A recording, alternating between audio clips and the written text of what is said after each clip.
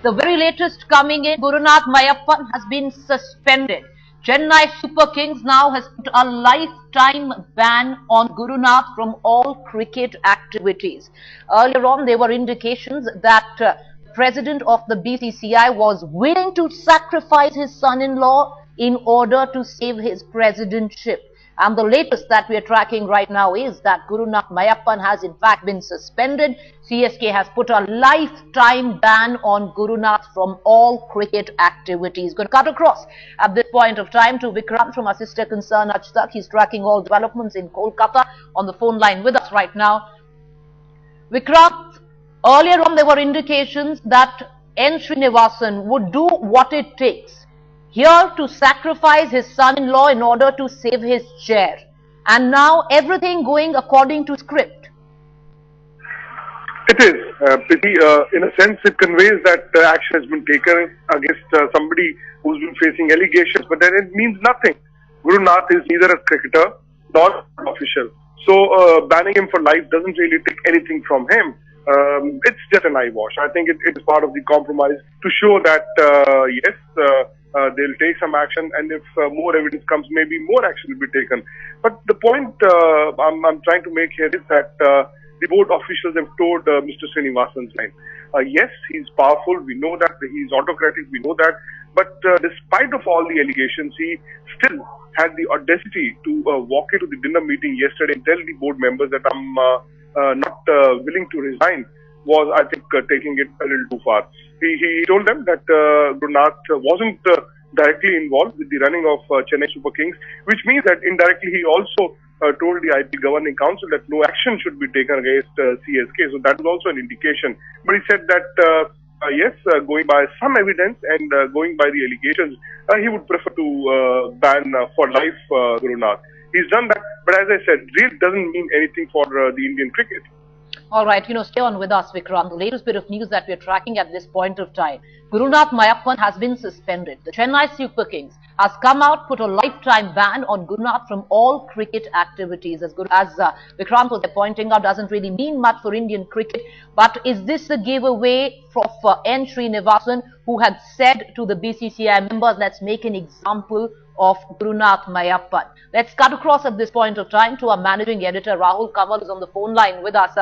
Rahul, has the son-in-law been sacrificed to save the chair of the BCCI president? Because now with the latest that we are following, clearly going on to proving the same. Well, Preeti, headlines today were the first channel last evening at 7 o'clock to report the fact that N. Srinivasan had offered for a life ban to be imposed on his son-in-law as a face-saving mechanism, and that is exactly what has come true this morning, a life ban being imposed on Gurunath Meiyappan. I also want to take our viewers through the deliberations that happened, because some board members raised the issue of invocation of clause 12.3 of the IPL contract, which requires the entire team to be disenfranchised, to which Srinivasan said at that time that if CSK is banned, then the same rule also needs to apply to the Rajasthan Royals, because they too brought the game into disrepute. The board officials at that time argued, saying that you can't compare Rajasthan Royals with the Chennai Super Kings, because in the case of the Rajasthan Royals, only players were involved and not the team management. But Srini was adamant that if CSK goes, so much Rajasthan Royals. Therefore, this one clause was left out. Srinivasan then offered for a life ban to be imposed on Gurunath Meiyappan, which has been accepted. There were some members of the board, as we've been reporting, who wanted for Srinivasan to step down, failing which they wanted to begin impeachment proceedings against Srinivasan, but they realized very quickly that the numbers were stacked against them.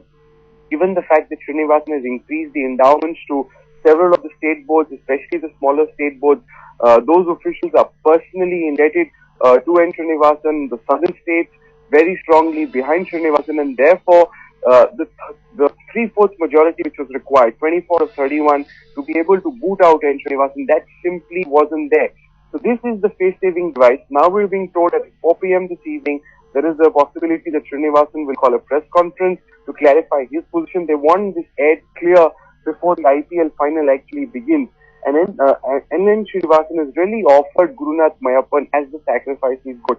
However, questions are being raised, and very, very serious questions about the double standards of people like Mr. Arun Jaitley of the BJP. The BJP was very quick in demanding the resignation of Pawan Bansal when the role of his nephew surfaced in the rail for steel scheme.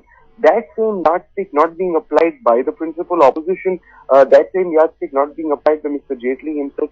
And while we've seen on the Congress side as well, senior ministers like Kamal Nath come out and demand Rajiv Shukla's come out and demand N. Srinivasan's resignation, they're completely silent about the role played by Rajiv Shukla as chief of the IPL. These are questions that are now being asked, but this is the space-saving device that's being worked out to try and ensure that the finals can go on, and N. Srinivasan will be at the Eden Gardens. He will partake in his official capacity as board president tonight.